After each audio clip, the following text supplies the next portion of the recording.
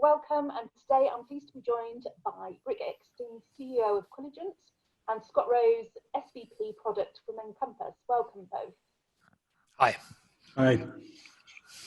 Now, can you give me just a little bit of background of how your two companies came to work together? Brick, maybe if I can come to you first. I think the natural synergy, that to set the stage for this, the natural synergy is that the problems of the network today are super complex.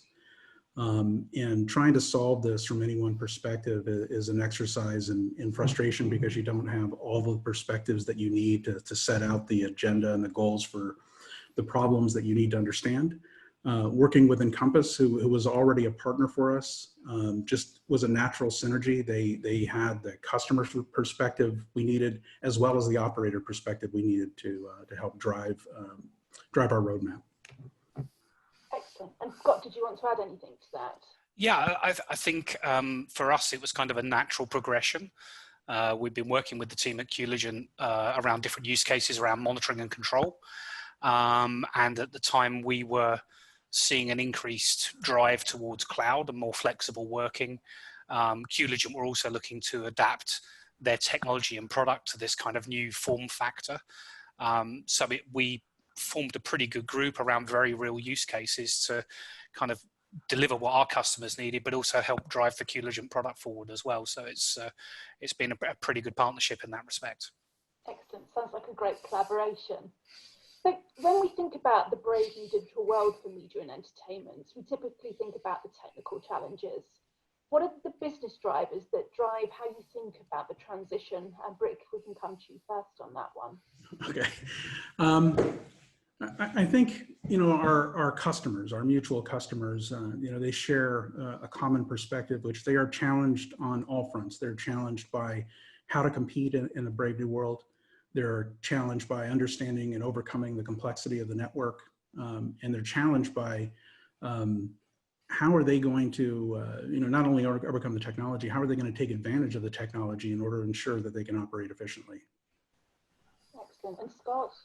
Yeah, I think this new world is epitomized by people talking about cloud or a path to cloud. And I think if you dig down a little bit to look at what customers mean by cloud, they're looking primarily for things like flexibility. But that flexibility can't come at the cost of a broadcast quality. So it comes at a time, it's why you'll have seen Encompass launching our Altitude Media Cloud, which is a cloud that's built for broadcast. So for us, it's about delivering a service level agreement at very high quality, often in broadcast at very high bandwidth. So we've kind of built that cloud platform, and then we are being very selective in which partners we work with, like the team at Qligent, for people who have cloud first applications, but there's still broadcast applications. We don't just rush to put something on cloud because it's cool. It's still got to perform, provide a broadcast quality capability. It's got to deliver every frame. So the digital world for us is very much that progression and giving flexibility to our customers, but not compromising on broadcast quality at the same time. Yeah, excellent. And when you think about those complex networks and technical challenges, what are the factors that must be considered in the move to OpEx into the service? Scott, do you want to answer that one? Yeah, I think that the challenge is the complexity. And if anything, our lives and our customers' lives are becoming more complex. So when we look at a use case, it's increasingly likely that an event, a sporting event, a entertainment event will originate in one part of the world, but then not just be contributed to one region. It will now be pulled internationally to multiple regions, and different parts of that workflow will be done in different territories. So encoding might be done locally, packaging might be done in a more centralized location, and then that might be paired with multiple CDNs. So we very much have a distributed and increasingly complex live video workflow to deal with. And that also drives the fact that the workforce, the people making these amazing broadcasts arrive on our screens and our devices, will equally be distributed around the world. And we have to connect all of these people and all of these workflows together. And at the same time, we then want to be able to scale up and down. So you will always hear people talking about cloud and scaling cloud, or spinning up and spinning down. So that's critical, and being able to do that drives the cost effectiveness of a broadcast service on the cloud. And that's, and Brick's always very keen to point this out whenever we talk about this topic. It sounds like we're driving a cost effectiveness argument, but sometimes this being able to deliver a service at the right price point drives new business models. So sports or events can enter new regions or new territories where they wouldn't have been cost effective without the scalability of a cloud solution. Excellent. And so recent IABM research actually shows that cost may be a barrier in some circumstances to going into the cloud. So it's interesting that you bring that up. Brick, can I come over to you with the same question? Yeah, I think it's like Scott said. It's the increasing complexity is a huge challenge. The distribution of the workforce is a huge challenge. The distribution of the systems is a huge challenge. I think we have to keep in mind, though, that our collective goal is to deliver content. And for us, that means about ensuring signal integrity across that broadcast supply chain. We need to make sure that we're monitoring all the points, as flexible as they may be. We need to deliver the right data and analytics in front of the operators, wherever they might be. And most importantly, it has to happen in a way that's performant and meets the expectations of the broadcast operator. It can't just be, signals that are arriving too late to make a decision. It has to be as real time as it can be. It has to be as, connected to the supply chain as it can be, in order to allow the operators to seamlessly operate wherever they are, whenever they need to, and across the entirety of that supply chain. Okay, great.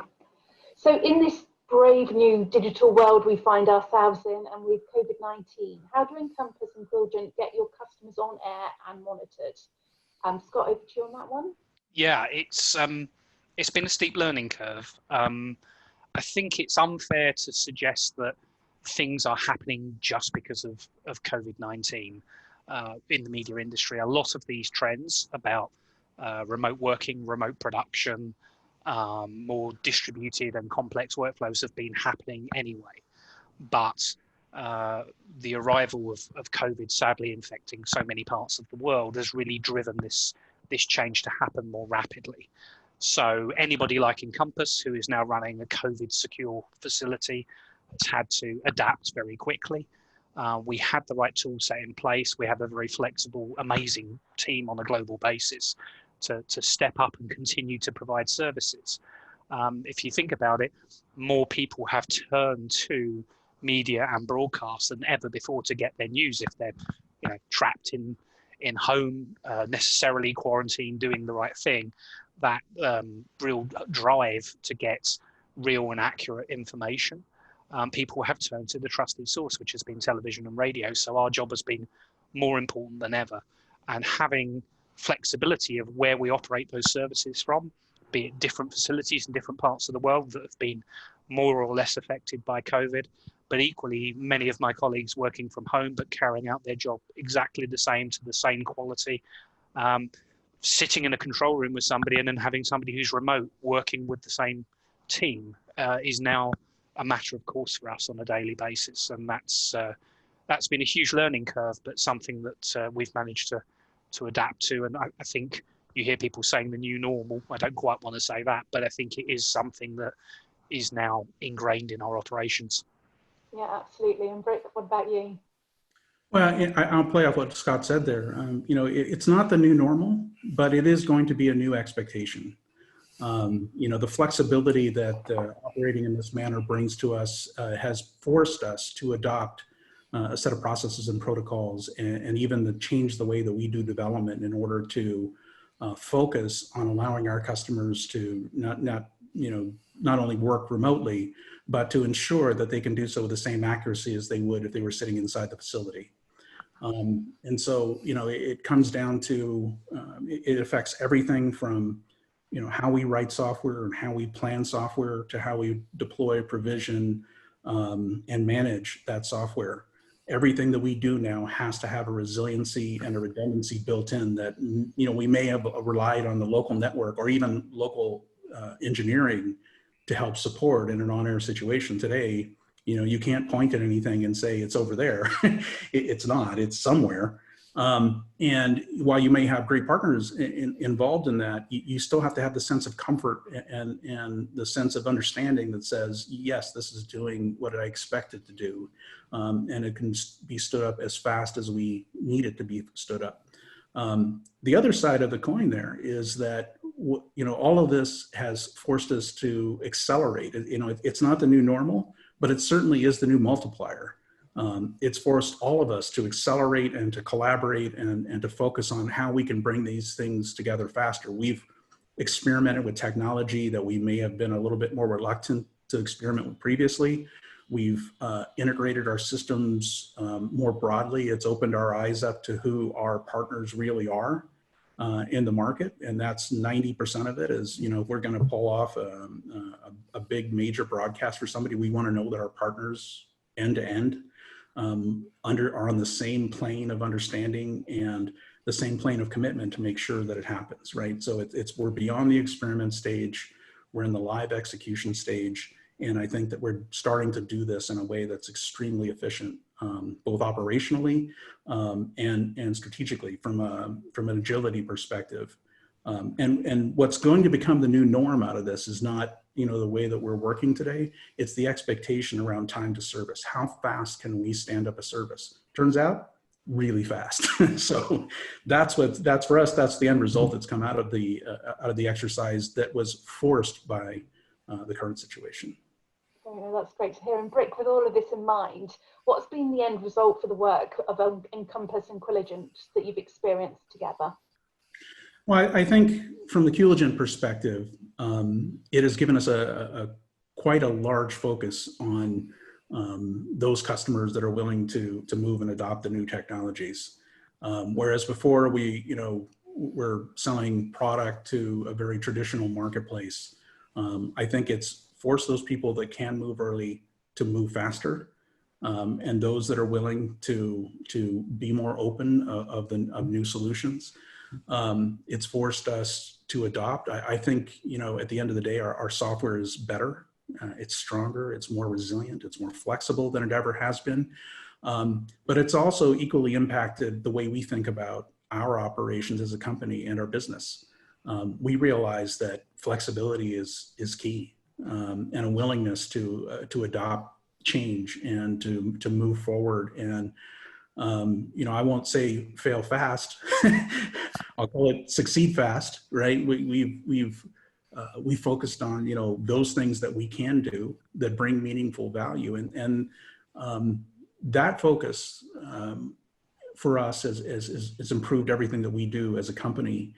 It has also given us the alignment that we needed from partners that, maybe we were on separate paths before. Maybe, they were working on part of a project and we were working on part of a project. Turns out we're all working on the same project now. and it's about our customers' needs and demands. And that in and of itself has driven us to a level of performance and a level of responsiveness to our customer that, would have been hard to justify previously. Great. And Scott, finally over to you. Yeah, I think, effectively what's been the end result of this, I think a tighter relationship with an organization such as Qligent, who've supported us through several years of pretty rapid change and certainly 6 months of extreme change. And what does it mean? I'm a big believer in looking in something we've managed to deliver together. We were approached at the start of the pandemic by one of the premier broadcast networks in the world. As usual with most customers, we're not allowed to name them. And they came to us and said, well, we, unlike many customers, actually have a disaster recovery plan in place. So they had main and backup sites, they had exercised their plans and everything, but they'd never had in that plan a pandemic where both sites could potentially, within a matter of days, be quarantined and have to remove the staff. And they had an amount of remote working, but probably not enough. And really the result for us is we were able to stand up disaster recovery for 11 feeds on that network in under 3 weeks, to have that up and running from a standing start. all the technology in place. And that for us really is just the proof point of two things. One is the real flexibility and benefit of cloud and some of these digital workflows, but also of having strong partners in the broadcast industry like the Qligent team and many others that we work with regularly, so that we can all focus on delivering to solve a problem. And I think what we've all been going through in the last 6 months, and sadly seem to be continuing for a further period, has really sharpened up the response of the media industry. But I'm pleased to say there are really good organisations out there who can still help customers solve those problems.